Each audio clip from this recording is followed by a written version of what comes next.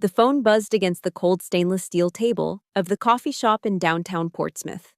I, Captain Livia Shields, had just finished a grueling 24-hour duty shift and was staring at a photograph of my grandmother, Madeline, in my wallet. The woman I had trusted my parents to care for, believing that family was the safest harbor. My mother, Cora, had texted just an hour ago. "Grandma is sleeping, honey. We are having a lovely dinner," accompanied by a photo of a glass of expensive red wine. But now an unknown number flashed on the screen. On the other end was the panicked voice of a man. "Are you the relative of the elderly lady in the beige sweater?" I found her shivering, alone on a stone bench at the abandoned park off Highway 17. She said her son left her here. My heart felt as if it had been pierced by a tactical blade. Had my parents discarded their own mother on this freezing winter night just to free their hands for a party? The aroma of roasted Arabica usually brought me peace, but now it tasted like ash in my mouth. I sat there, 28 years old and a veteran of high-stakes military logistics. Yet nothing in my training had prepared me for a breach of honor this profound. Outside, the Virginia winter was biting, a damp, salty cold that seeped into the marrow of your bones. I looked down at the technical manuals spread across my table, symbols of a life built on order. Just 2 weeks ago, I had wired 70% of my monthly paycheck home. I thought that money was for the high-quality supplements Madeline needed, for the rising heating bills, and for the simple comforts she deserved after 76 years of selfless sacrifice.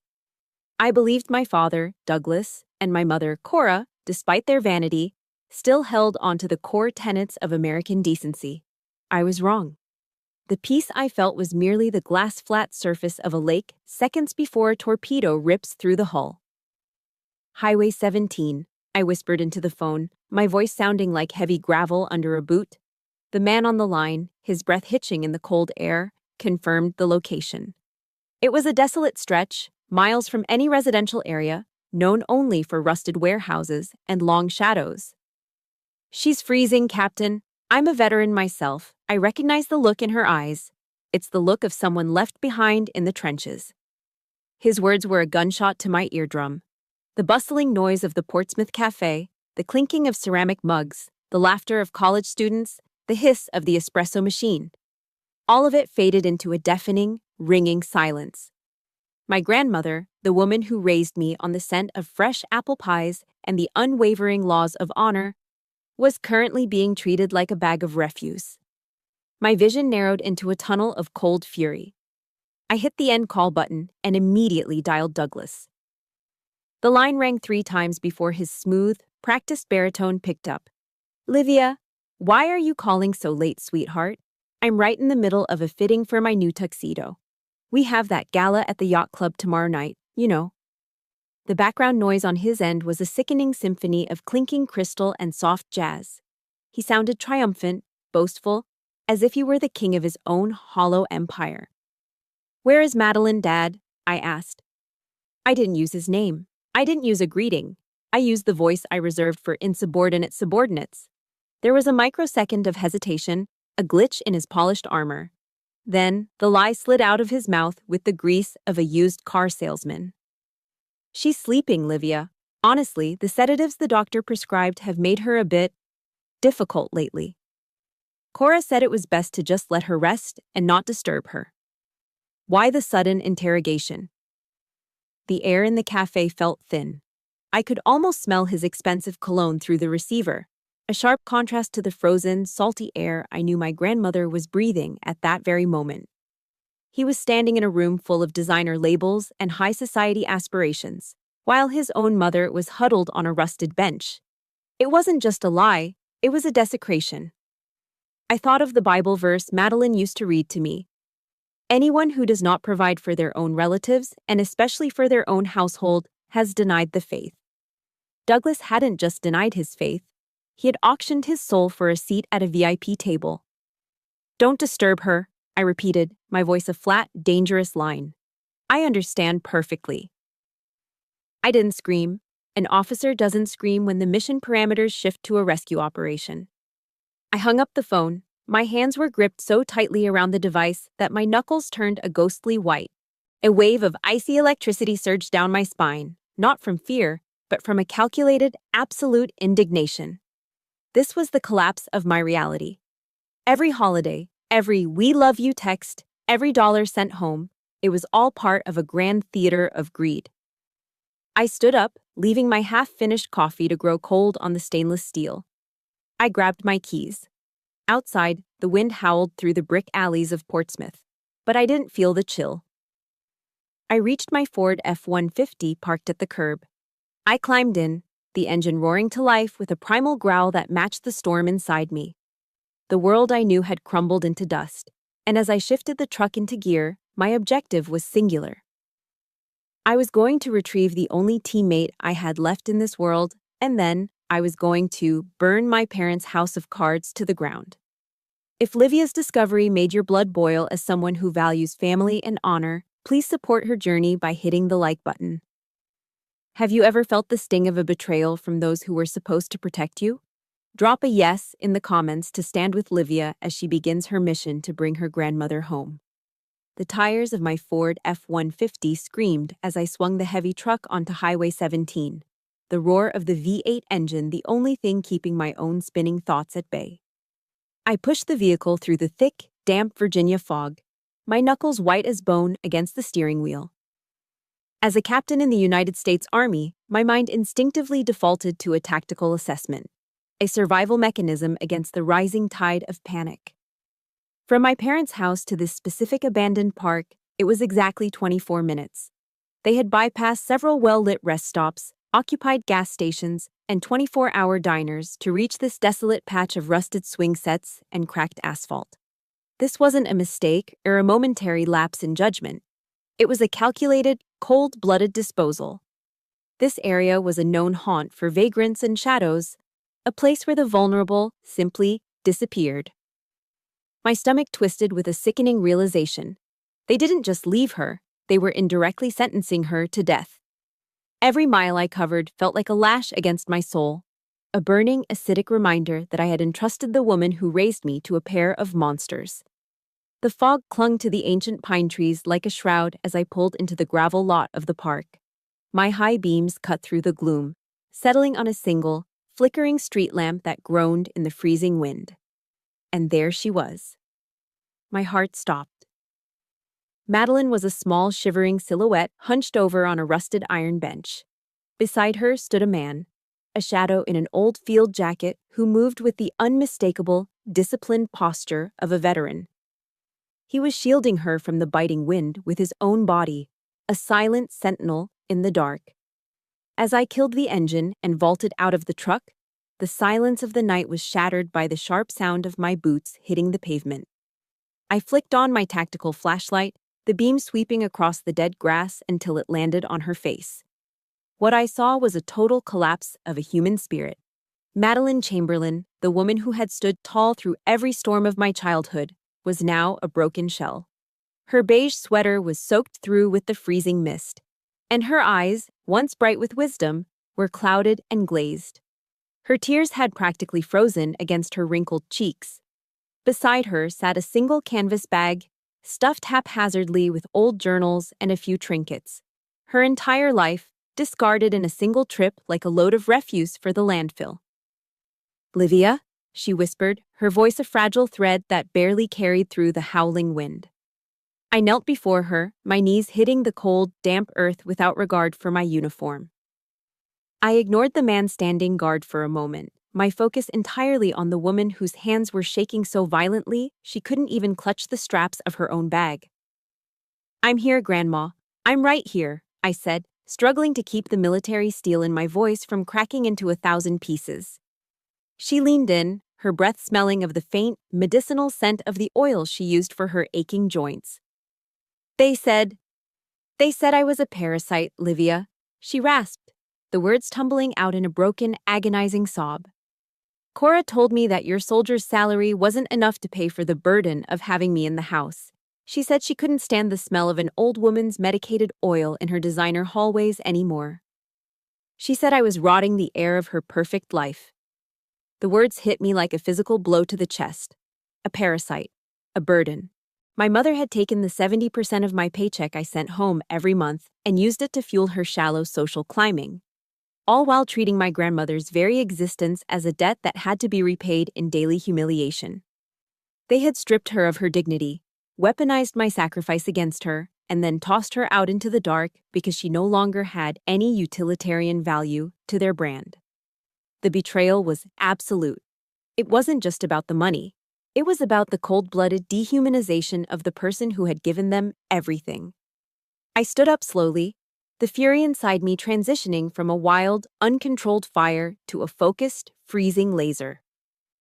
I reached into the back seat of my truck and pulled out my dress blues, the heavy dark blue wool of my formal uniform. It was a garment of highest honor, a symbol of the oath I took to protect. Without a word, I draped the jacket over her shivering shoulders. The gold buttons and the sharp military stripes stood in stark, defiant contrast to her tattered beige sweater and the rusted iron bench. "Don't say another word, Grandma," I said, my voice as cold and heavy as the steel of my sidearm. "Their mission is over. They have deserted their post. My mission begins now." I didn't let her walk another step in that godforsaken place. I reached down and lifted her into my arms, feeling the terrifying skeletal lightness of her frame. She felt like a bird with broken wings, fragile and hollow. As I settled her into the warm, heated cab of the Ford, I looked at the stranger, the veteran who had watched over her. He gave me a sharp, silent nod, a recognition of duty and shared code. I climbed into the driver's seat and locked the doors, the clicking sound echoing like the chambering of a round in a quiet room. I looked at the dark road leading back toward Portsmouth. My parents thought they were free of their burden.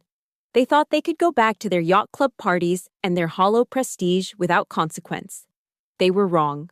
I wasn't taking her back to that house of lies. That home was dead. The war had just moved to a new front, and I was bringing the full weight of my honor to their doorstep. The silence in my small safe house apartment in Portsmouth was thick enough to choke on, broken only by the rhythmic, fragile wheezing of my grandmother as she slept in the guest room. I stood by the window, watching the sunrise over the Virginia coastline, but I felt no warmth. My laptop was open on the kitchen counter, glowing with the sickly blue light of a reality that didn't exist. On the screen, my mother's Facebook profile was a masterpiece of manufactured bliss. Cora had posted a photograph of a sun-drenched patio, featuring a silver tray with a full English breakfast, golden croissants, jars of organic raspberry jam, and 2 delicate porcelain cups.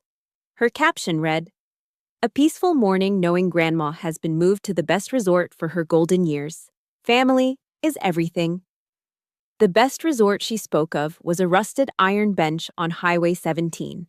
The audacity of her lie was not just a sin, it was a clinical pathology. I felt a wave of nausea roll through my stomach. For 10 years, I had been the silent financier of this theater.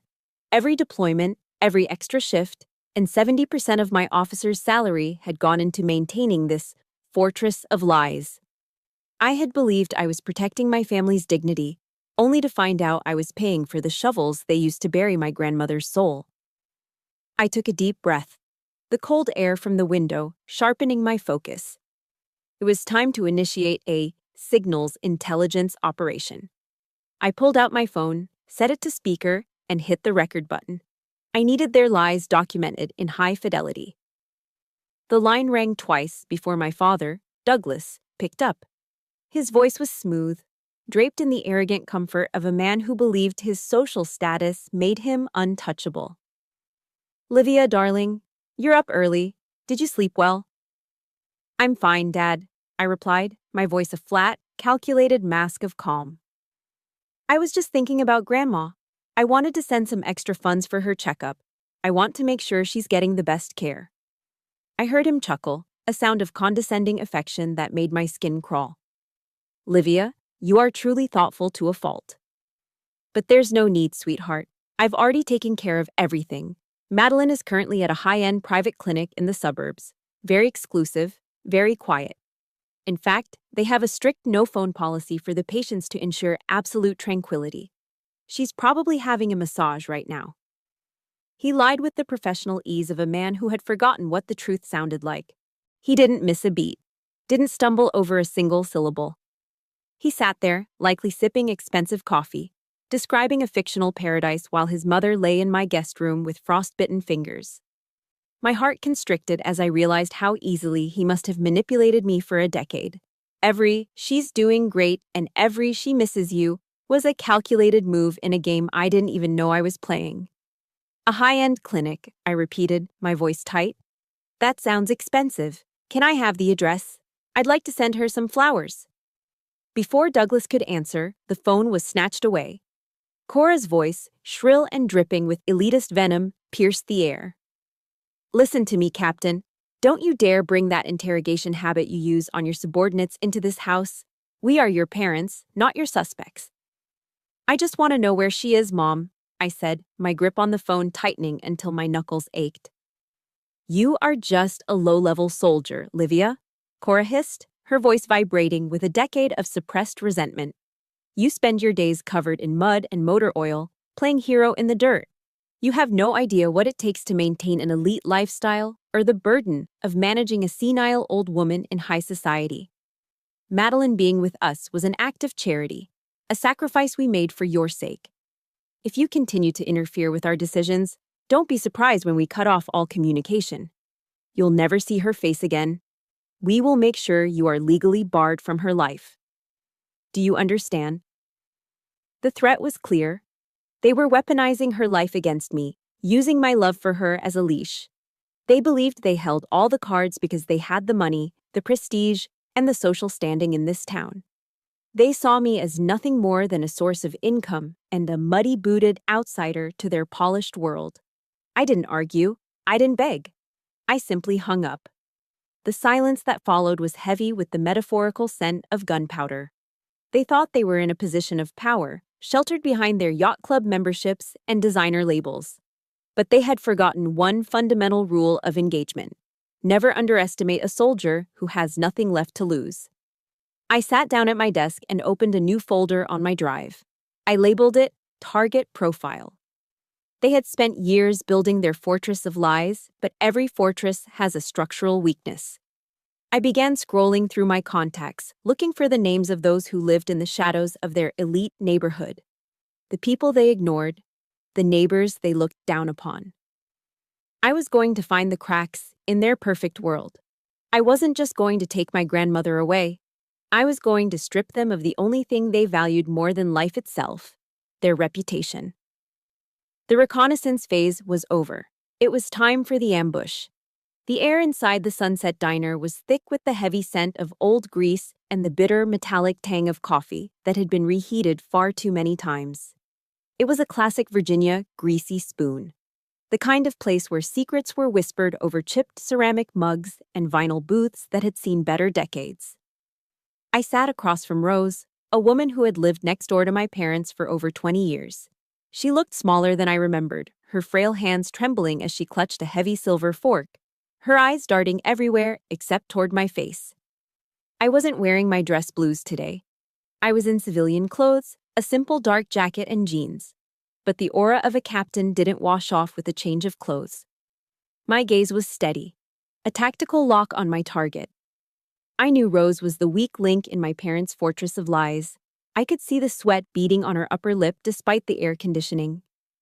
Rose, I'm not here to make small talk, I said, my voice low and vibrating with a controlled, rhythmic authority. I know you were on your porch that night. I know you saw my father's Ford Expedition pull out of the driveway at 11 p.m. on Tuesday. You saw who was in the back seat. The silence that followed was heavy, punctuated only by the distant sizzle of the grill and the muffled chatter of truckers in the back corner. Rose stared down at her half-eaten plate of hash browns. Livia, please, she whispered, her voice cracking like dry parchment. Douglas, your father. He told us all at the last neighborhood watch meeting that anyone who meddled in the Shields' private family business would be facing a massive defamation lawsuit. He's got friends on the council, Livia. He's got lawyers on speed dial. I'm a widow on a fixed income. I can't afford to be a liability to my own estate. It was a classic Douglas Shields move, using litigation as a weapon to build an empire of fear in a suburban cul-de-sac. He and Cora had effectively gagged the entire neighborhood. "And what did Cora tell you?" I pressed, leaning forward just enough to invade her personal space, the way I had been trained to do in interrogation rooms. Rose swallowed hard, her throat clicking. She said Madeline had finally lost it. "Cora told everyone at the garden club that your grandmother was suffering from severe dementia, that she was hallucinating and had started hurting herself just to get attention. She told us we shouldn't listen to anything Madeline said because she was demented and dangerous to herself." The sheer cold-bloodedness of the betrayal was a knife to my gut.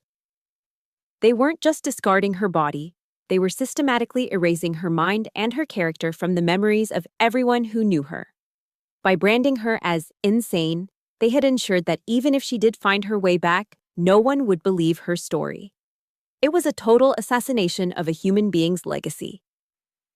My grandmother, a woman who had taught Sunday school for 40 years, was being painted as a madwoman by the very people who shared her blood. I reached into my pocket and pulled out a photograph. It was a raw, unedited shot of Madeline sitting in the military hospital bed 2 nights ago. Her eyes were red-rimmed, staring into a void of pure, unadulterated heartbreak, her hands clutching the beige sweater I'd found her in. I slid the photo across the Formica table. "She's been your friend for 20 years, Rose. You two used to exchange apple pie recipes every autumn. You went to the same church, and you let them throw her into the darkness of a desolate park like she was a bag of industrial refuse?"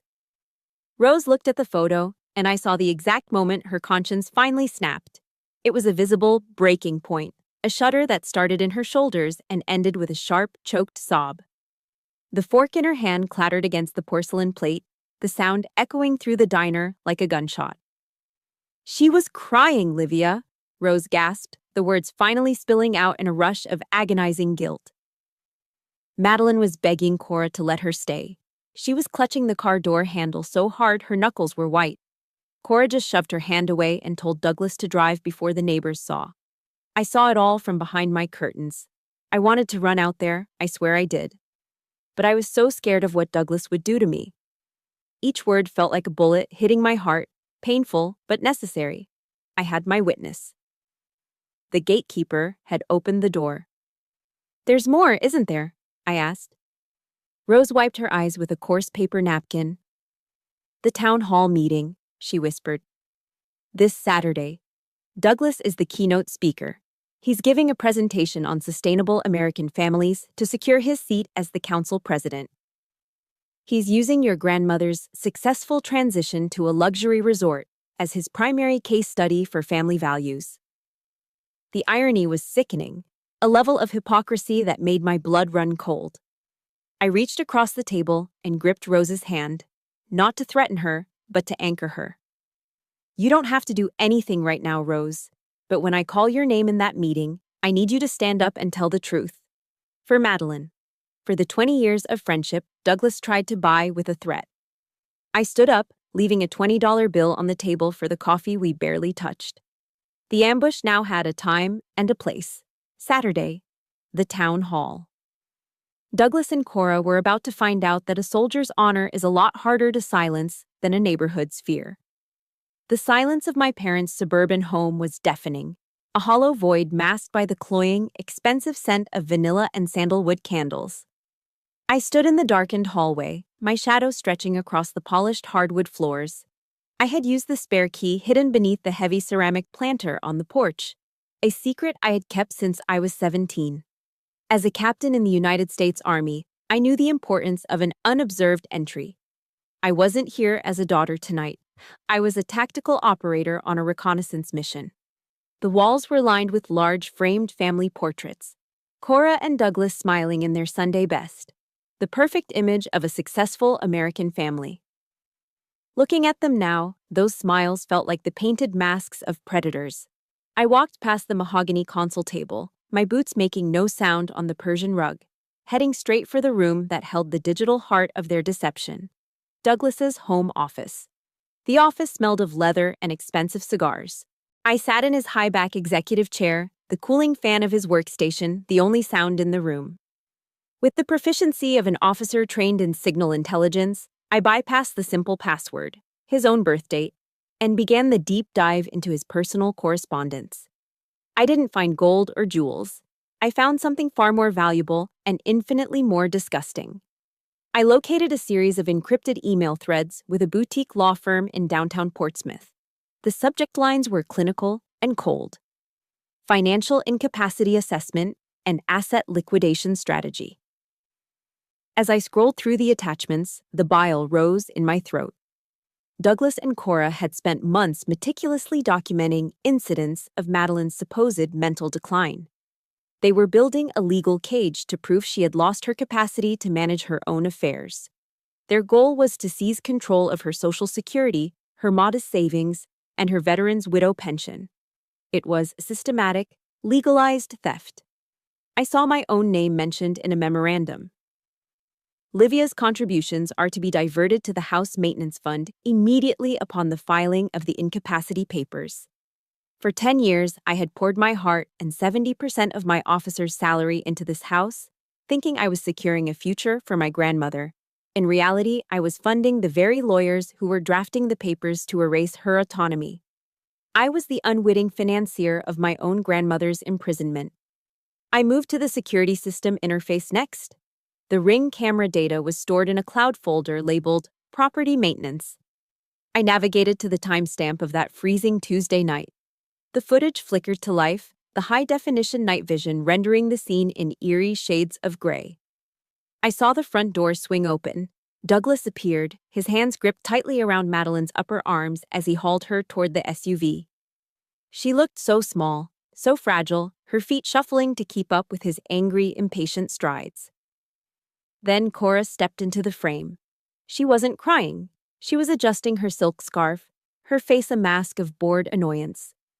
I increased the volume, the audio picking up her sharp, piercing rasp over the sound of the wind. Just get her in the car, Douglas. If the neighbors see her like this, it's social suicide. Go to the park off 17. Nobody goes there this time of year. Madeline was trembling, her hands reaching out to grab the car door, her mouth moving in a silent plea for mercy. Cora just stood there with her arms crossed. Just go, you senile old woman. You're ruining our reputation with that smell and your constant rambling. You're lucky we aren't leaving you at a shelter. Seeing my grandmother clutch that car door like it was her last hope for survival made my breath catch in my chest. My heart felt as if it were vibrating, ready to explode against my ribs, with a pressure I had never felt even in the heat of combat. The final piece of the puzzle lay in a hidden directory labeled Project Haven. It wasn't a clinic or a resort. It was a real estate development plan. My grandmother owned a significant tract of coastal land on the outskirts of the city, land that had been in the Chamberlain family for generations. Douglas and Cora had discovered that the city had quietly rezoned the area for a multi-million-dollar luxury resort. They weren't just discarding her for convenience, they were clearing her out of the way so they could sell her birthright to the highest bidder. This was a strategic purge, a war of greed where the casualty was their own mother. I leaned back, my eyes burning. I felt a strange, cold emptiness. My parents were no longer human beings to me. They were monsters draped in designer labels. I stood up to leave, but my hand brushed against a small, dusty wooden door in the corner of the office, the old linen closet. Inside, pushed back into the shadows and covered in a fine layer of dust, was a garment bag. I unzipped it and found my grandfather Harold's old army uniform. The brass buttons were tarnished, but the patches, the same ones I wore, still held their shape. I touched the rough wool, remembering his voice telling me to always protect those who couldn't protect themselves. It was a sentinel from the past, a silent reminder of the oath I had taken. I took out my encrypted USB drive and copied every email, every video, and every legal document. I erased my digital footprint with practiced ease and stepped back into the hallway. I looked at the family portrait on the wall one last time. They wanted to maintain their reputation? Fine. I was going to give them a reputation that would follow them to their graves. I walked out into the night, the weight of the truth in my pocket, ready to bring the full force of my judgment to the town hall. The Portsmouth Town Hall was a grand, echo-filled sanctuary of white marble and polished mahogany, a place where the collective conscience of our community was supposed to reside. Tonight, the air was heavy with the scent of expensive perfume and floor wax, buzzing with the low hum of 400 influential citizens. At the front of the room, standing behind a podium draped in a banner that read, "Sustainable American Families," was my father, Douglas Shields. He looked every bit the successful patriarch in his charcoal gray Italian suit, his voice booming with a practiced, hollow sincerity. "Integrity is the bedrock of our neighborhood," he proclaimed, gesturing to the audience with a smile that had fooled me for 28 years. "Responsibility to our elders is not just a duty, it is the soul of the American home." The irony was a bitter poison in my throat. I stood at the very back of the hall, the heavy oak doors still vibrating from my entrance. I wasn't the daughter they expected to see. I was wearing my dress blues, the dark blue wool pressed to a razor's edge, my silver bars and service ribbons catching the harsh overhead lights. Every step I took toward the stage was a rhythmic, metallic strike. The sharp click-clack of my polished heels hitting the hardwood floor like the beat of a war drum. Beside me, Madeline stood tall, her hand resting lightly on my forearm. She wasn't the demented old woman my parents had described. She was a silent monument of dignity, her eyes clear and filled with a cold, unwavering light. The hall fell into a vacuum of silence. The whispering stopped. Douglas froze mid-sentence, his hand suspended in the air as if he had been turned to stone. His face went through a terrifying transformation, from arrogant confidence to a pale, sickly mask of pure dread. Cora, sitting in the front row, let out a soft, audible gasp, her fingers digging into her designer leather clutch. I didn't wait for an invitation. I marched up the center aisle, the eyes of Portsmouth burning into my back. I reached the stage, stepped up to the AV technician's desk, and thrust my encrypted USB drive into the system. "Ladies and gentlemen," I said, my voice projecting with the flat, dangerous clarity of a field commander. "I am Captain Livia Shields. I am not here to talk about abstract integrity. I am here to show you the reality behind the designer suits and the yacht club memberships." I hit the play button. The giant projector screens behind Douglas flickered to life. The first thing that hit the room was the sound, the sharp, piercing rasp of Cora's voice. "Just get her in the car, Douglas. If the neighbors see her like this, it's social suicide. Go to the park off 17. The audio from the Ring camera echoed through the vaulted ceiling, every word a hammer blow to my father's reputation. Then the video played. The 400 people in the room watched in stunned horror as Douglas roughly hauled my grandmother toward the SUV. They saw her small, frail hands clutching the door handle in a desperate plea for mercy. They saw Cora standing with her arms crossed, her face a mask of cold, elitist indifference. "Go to the park," my father's recorded voice echoed through the hall, sounding like a death sentence.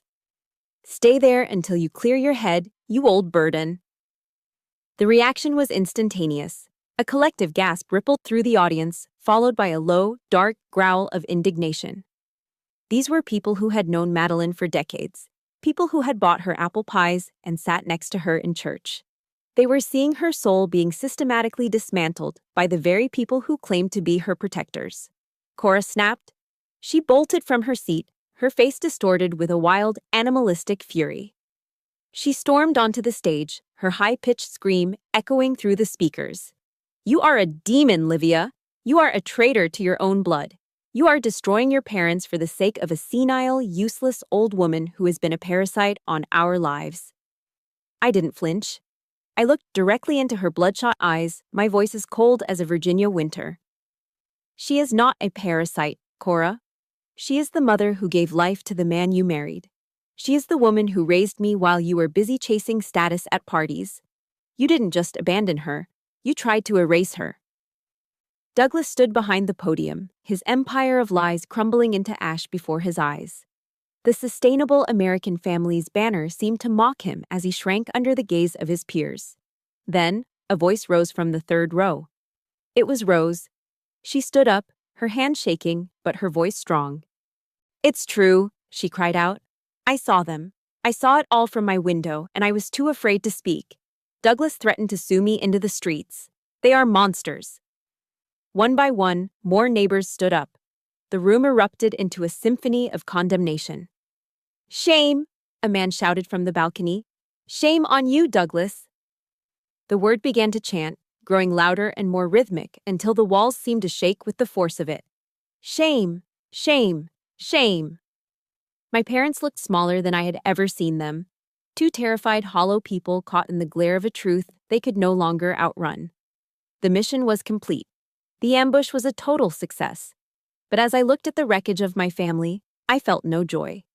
I only felt a profound, hollow sadness for the honor they had traded for a few pieces of silver. I took Madeline's hand, and together we walked back through the doors, leaving the echoes of the town's judgment behind us. If you felt the power of Livia's courage and the weight of that justice, please support her by hitting the like button. How would you react if you saw someone you loved being treated this way? Type honor in the comments. If you stand with Livia and Madeline against the lies, let's show the world that truth always finds a way out. The drive back from the Portsmouth Town Hall was conducted in a heavy, pressurized silence that felt more exhausting than any tactical march I had ever endured. When we finally reached my small safe house apartment, the air inside was cold and stagnant. I closed the door behind us, the click of the deadbolt sounding like a gunshot in the quiet room. I watched as my grandmother, Madeline, slowly lowered herself into the armchair by the window. Outside, the Virginia winter was finally delivering on its promise. Thin, crystalline flakes of snow began to drift past the glass, dancing in the amber glow of the street lamps.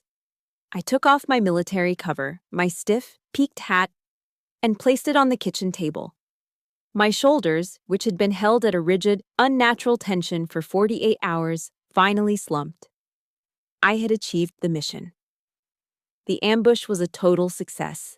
The truth was out. Yet, as I stood there in the dim light of my kitchen, I didn't feel like a victor. I felt a hollow, aching void in the center of my chest, a vast abyss where a family used to be. I moved mechanically, filling the kettle and setting it on the stove. The blue flame of the burner was the only spark of color in the room. Madeline sat motionless, her eyes fixed on the falling snow, her hands still trembling with a fine, rhythmic shudder. This was the true cost of the truth. It sets you free, but it leaves you standing among the jagged shards of everything you once believed was solid. I brought her a steaming mug of chamomile tea, the herbal soothing scent clashing with the cold metallic tang of my metals that still clung to my chest. We didn't speak. There were no words left in the English language that could adequately describe the feeling of watching your own parents be devoured by the very greed they had cultivated like a poisonous garden. By 10 o'clock that night, the digital world had finished what I started at the podium. The news of the Shields scandal had ripped through Portsmouth faster than a munitions fire. My phone buzzed incessantly on the counter with messages from old high school friends, distant cousins, and fellow officers. On social media, the destruction was absolute. The perfect family aesthetic Cora had spent 10 years and 70% of my salary to maintain was being systematically dismantled by 1,000 angry comments. The photographs of their designer breakfasts and yacht club galas were now digital monuments to their hypocrisy. Douglas and Cora had become social pariahs in the very town they had fought so hard to dominate. They were now trapped in a prison without bars. A sentence of public shame that would follow them through every grocery store aisle and every quiet street in Virginia. I scrolled through the headlines for a moment, seeing my father's pale, terrified face frozen in a screen grab from the town hall video. I felt a sudden, sharp pang of sorrow, not for the people they had become, but for the parents I had dreamed they were. I couldn't stay inside. The silence of the apartment was starting to feel like a confession. I stepped out onto the small balcony, the biting Virginia air hitting my face like a physical wake-up call. I looked up at the stars, obscured by the swirling white flakes, and remembered a different winter. I remembered being 5 years old, being hoisted onto Douglas's broad shoulders as we walked through the Christmas market, and the way Cora used to hum a soft, southern lullaby until I fell asleep. I searched those memories for the monsters I had seen at the town hall, trying to find the exact moment when money and status had started to rot their souls from the inside out. Why was $10 million worth more to them than the woman who had birthed them? I felt a desperate, clawing need for a sign, a direction to tell me that I wasn't just another casualty of their war. I thought of a quote by Billy Graham. "When we have nothing left but God, we discover that God is enough." Tonight, with my family in ruins and my heart feeling like a scorched battlefield, I was beginning to understand the weight of those words. I walked back inside and stood before my dress blues, which were still hanging on the back of the door. The gold buttons gleamed, a silent reminder of my oath. I realized then that I could not change the past, and I certainly could not fix the broken people who had raised me. But as a soldier, I knew that when a position is compromised, you relocate. You find higher ground. I looked at Madeline, who had finally fallen into a shallow, restless sleep in the chair. I wasn't going to let their cruelty define the rest of our lives. I made a choice right then, standing in the quiet of that Portsmouth midnight. We weren't going to hide, but we weren't going to stay in the shadow of their shame either. It was time for a tactical move to a new front, a place where the air was clean and the truth didn't taste like ash. I began to pack a small bag, my movements precise and determined. I was closing the door on the house of lies forever to protect the only teammate I had left. The morning light in my small Portsmouth apartment felt softer, as if the sharp edges of the world had finally been filed down. I found my grandmother, Madeline, sitting in the breakfast nook, her eyes fixed on a battered wooden box. It was made of dark cedar, worn smooth by decades of touch, smelling of old memories and earth. As I sat down, she slid the box toward me, her thin fingers trembling with a quiet, steady purpose. "Livia," she whispered, her voice carrying a resonance I hadn't heard since before the storm at the park. "Your father and Cora saw me as a liability, an expense they didn't want to pay. But your grandfather, Harold, was a man of the soil. He knew the real value of a life is often buried where the shallow-minded refuse to look." I opened the box to find a stack of legal documents. They were land deeds and a comprehensive urban development report. Years ago, Harold had quietly purchased 50 acres of scrubland on the outskirts. Others dismissed it as worthless, but Portsmouth had recently finalized a massive rezoning plan. That scrubland was now the center of a new residential and commercial hub. According to the valuation summary from last month, the property was worth $3 million. I sat there, stunned, the paper feeling heavier than my service weapon. All the humiliation and the insults Cora had hurled at me became absurdly pathetic in an instant. My parents had discarded a literal gold mine because they were too blinded by their own petty greed to notice what was right in front of them. The news of the inheritance didn't stay quiet for long. By the next afternoon, as the legal filings moved through the county system, the silence of my apartment shattered. My phone became a battlefield. Douglas and Cora, who had spent the week hiding in shame, were suddenly desperate to reconnect. My screen filled with messages dripping with manufactured tears and frantic apologies. "Livia, we were just so stressed," Douglas wrote in one message. "We want to bring Grandma home and give her 5-star care." It was sickening. Their repentance didn't sprout from a change of heart. It sprouted the second they caught the scent of $3 million. In my world, there is no honorable discharge for those who betray their own. The climax of their desperation arrived 2 hours later with a frantic pounding on my door. Looking through the peephole, I saw Cora. Her hair was a mess, her face blotchy from crying. When I refused to open the door, she sank to her knees in the hallway, her sobs echoing through the wood. "Livia, please, we're your parents. Just let us talk to Madeline." I stood on the other side, my heart as cold and unyielding as the steel of my rank. They had deserted this family the moment they left a 78-year-old woman on a park bench in the rain. I walked back to the living room, where Madeline was watching me with quiet wisdom. She took my hand, her skin like wrinkled parchment. "Don't let the hatred consume you, Livia," she said, her voice a gentle anchor.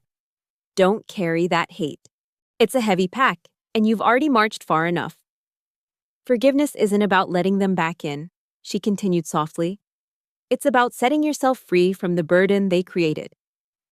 I looked into her eyes and realized she was right. Forgiveness was the ultimate weapon. It was the power to move forward without being tethered to their rot. I thought of the words of Jesus, "Father, forgive them, for they do not know what they are doing." They truly didn't know. They had traded their souls for a lifestyle, and in the end, they lost both. The finality came in a glass-walled lawyer's office downtown. Madeline sat across from an attorney, her back straight and her dignity reclaimed. She signed the trust documents, officially transferring every acre into my name. "My son and his wife lost their right to this legacy long ago," she said, her voice echoing with the authority of a queen. "This property belongs to the one who knows the meaning of honor." Douglas stood in the lobby, watching us through the glass partition. His face was a mask of distorted regret, not for the mother he almost killed, but for the fortune he would never touch. They were left with nothing. No reputation, no family, and no millions. Their punishment was the life they had built, a hollow, impoverished existence in a town that would never forget their names for all the wrong reasons. As we walked out, I felt a new strength rising within me, a legacy of honor that was worth more than any medal or any amount of gold. I took Madeline's hand and didn't look back. We were heading toward a future they could never buy, protected by a truth they could never silence. The golden sunlight of a Virginia autumn spilled across the wide, wrap-around porch of our new home, a far cry from the shadowed and stagnant rooms of the Portsmouth apartment. 6 months had passed since the truth shattered the Shields' empire of lies, and the air here felt fundamentally different. It tasted of salt, cedar, and an absolute sense of freedom. I woke up every morning now not to the jarring, rhythmic shriek of a combat alert or the cold dread of a betrayal, but to the gentle, comforting hiss of the coffee maker and the soft, morning song of blue jays in the azalea garden. This was the sanctuary I dreamed of during the long, lonely nights in the barracks. It was a place where every floorboard echoed with genuine respect instead of hidden resentment. Madeline looked 10 years younger. The deep lines of fear that once etched her face had softened into a radiant peace that seemed to glow from within her spirit. Her laughter was no longer a fragile, guarded thing. It was a warm melody that signaled our survival and our complete, beautiful rebirth in a house built on truth. Our souls had found their absolute peace. With the capital from the strategic sale of one small portion of the coastal land, I had officially launched Shields and Chamberlain, a private security and military consulting firm. It was a business built on the foundation my grandfather Harold would have respected: absolute loyalty, surgical precision, and unyielding integrity. I made it my primary mission to hire fellow veterans, men and women who carried their own physical and invisible scars, but still held fast to a sacred code of honor. Our office was not just a place of commerce, it was a sanctuary for those who had served and were looking for a new front to fight on. I did not wear my dress blues every day anymore, but the spirit of an officer remained at the very core of my operation. We worked with a discipline that was fair and firm, protecting those who could not protect themselves. I realized then that my service had not ended with my discharge. It had simply evolved into something more human. Steve Jobs once said that our time is limited, so we should not waste it living someone else's life. I was finally living mine, dictated by my own honor and integrity. The contrast between our new life and the hollow existence of my parents was undeniable and stark. A few weeks ago, I ran into Cora at a local discount grocery store on the outskirts of Portsmouth. The woman who once spent thousands of dollars on silk scarves and organic jams was now pushing a rickety trolley filled with generic brand canned goods and bargain basement detergent. She looked gray and exhausted, her clothes slightly frayed at the cuffs, her eyes now dull and defeated. When she saw me walking toward my new SUV in the parking lot, she did not scream. She simply ducked her head and hurried away into the shadows of the store, unable to meet my eyes. The social execution was absolute. Douglas was working 12-hour night shifts as a low-level security guard for a warehouse district, struggling to pay off the mountain of debt they had accrued trying to maintain their fake lifestyle. As I watched Cora scurry away, I did not feel the rage that had fueled me months ago. I only felt a deep, heavy pity for two souls who had traded their mother's love for a pile of silver that had finally turned to ash. They were still breathing, but they were living in a tomb of their own making, haunted by the ghost of a reputation they could never reclaim. As the evening sun began to dip behind the tree line, casting long amber shadows across the manicured grass, I sat on the porch with Madeline. A stack of old Polaroid photos of Harold rested on our laps. The colors faded, but the memories vivid and bright. She told me stories of their younger years, of the strength it took to build a life from nothing but dirt and determination. "Livia," she said, her hand reaching out to squeeze mine, her grip surprisingly steady and warm. "Your greatest victory was not the $3 million from the land or the professional success of this company. It was that you found your own soul in the middle of that hurricane." I nodded, feeling a lightness in my chest that no metal could provide. We walked inside together to prepare a simple American dinner: meatloaf, mashed potatoes, and green beans. The kind of meal that tasted like freedom and home. My scars were still there, hidden beneath my skin, but they were no longer wounds of betrayal. They were badges of honor, proof that I had fought for the truth and won. The dawn was finally here, and for the first time in my life, I was exactly where I was meant to be. Our journey was worth every mile of the march, and we were home. The community center in our small Virginia town was transformed today, filled with the delicate, honeyed scent of thousands of white roses, my grandmother Madeline's favorite flower. I stood backstage for a moment, adjusted the lapel of my blazer, and took a deep breath. The room beyond the curtain was humming with the quiet, respectful chatter of hundreds of people. There were veterans in their faded caps, elderly neighbors with weathered faces, and local leaders who had come to witness something rare: the birth of a legacy built on the ruins of a betrayal. Today marked the official launch of the Harold Chamberlain Memorial Fund. We had dedicated a massive portion of the $3 million from the land and the profits from my new firm to create a lifeline for the forgotten. We were building a safety net for the lonely seniors and the aging veterans who had been pushed into the shadows of society, much like my grandmother had been on that freezing night in the park. I looked through the gap in the curtain and saw Madeline sitting in the very front row. She was wearing a soft lavender dress, her silver hair perfectly coiffed, and she was smiling with a radiant, quiet pride that was the greatest promotion I had ever received. I walked onto the stage, the rhythmic click of my heels echoing against the polished wooden floorboards. As I reached the podium, the room fell into a sudden, expectant silence. I looked out at the sea of faces, adjusted the microphone, and felt the weight of every mile I'd marched to get to this moment. "I once believed that the only duty of a soldier was to fight on distant battlefields," I said, my voice projecting with a steady military clarity that reached the back of the hall. "I thought honor was something earned under fire in foreign lands, but I have realized that the most brutal battlefields are sometimes located right inside our own living rooms. Those front lines don't have artillery fire or mortar shells, but the weapons used there, lies, greed, and the cold steel of betrayal, can kill a human soul faster than any bullet ever could." I paused, watching the crowd. I saw several older men in the third row wipe their eyes, and a few women nodded in somber agreement. They recognized the silent war I was describing because many of them had been casualties of it themselves. "We are here today to declare that no one gets left behind," I continued, my voice growing stronger. "We are here to ensure that the people who built this country and raised our families are never treated as burdens or discarded like yesterday's news. This fund is not just about money.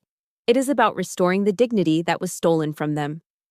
As I spoke, I felt the final fragments of my own pain begin to dissolve. I was no longer the victim of a greedy father or a social climbing stepmother. I was an architect of the future, using the very stones that had been thrown at me to build a cathedral of hope for others. I thought of a quote by President Ronald Reagan that had become my mantra. "We can't help everyone, but everyone can help someone." Today, we were helping hundreds, and tomorrow, we would help thousands more. Toward the end of my speech, my eyes drifted to the heavy oak doors at the back of the hall. Two figures stood there, lingering in the shadows of the foyer, looking in with expressions of desperate, starving longing. It was Douglas and Cora. They were dressed in their best remaining clothes, trying to look like they still belonged in this world of influence and grace. They watched the standing ovation, the cameras flashing, and the local dignitaries shaking my hand. But they did not dare to step inside. They were ghosts at their own feast. They were the past that I had finally, fully forgiven, but a past that I would never forget. Forgiving them was the key that unlocked my own prison, but remembering them was the shield that would protect my integrity forever. They were no longer my enemies. They were simply a cautionary tale of what happens when a human being trades their honor for a hollow, golden cage. When the ceremony concluded, I stepped down from the stage and took Madeline's hand. We walked out of the center and into the crisp afternoon air, strolling beneath the towering, whispering pine trees of Virginia. We didn't talk about the freezing rain of the park or the cold, bitter words of the months prior. Instead, we talked about our new plans to partner with local orphanages and how the fund could provide a bridge between the wisdom of the elderly and the energy of the youth. I looked at the rhythmic swaying of the pines and realized that the scar on my heart had finally stopped aching. It had become a mark of strength, a permanent reminder that I had survived the storm. My story was not ending with a cold act of revenge, but with a warm act of continuation. I looked at my grandmother, saw the peace in her eyes, and knew that my mission was officially complete. We had held the line. We had guarded the truth. And most importantly, we had left no one behind. Reflecting on this long march, I have realized that true honor is not a medal you wear on your chest, but the standard you live by when no one is watching. My parents traded their souls for the hollow illusion of social status, while I found my true purpose in the wreckage they left behind.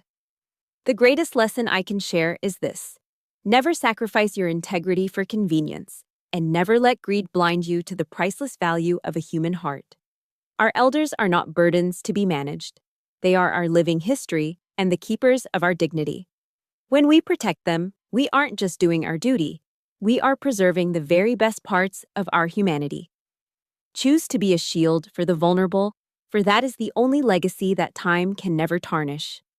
Thank you for standing by me and Madeline through every dark night and every battle for the truth. Your presence has been the reinforcement we needed to keep marching forward. If my journey moved you, or if you believe in the sacred code of leaving no one behind, please support our mission by hitting the like button and subscribing to this channel. Your engagement helps us bring more stories of justice and honor to light. I truly want to hear from you in the comments. What does the word honor mean to you in your own life? Type loyalty in the comments below if you promise to always stand by those who raised you with love. Together, we can ensure that truth and integrity always find their way home.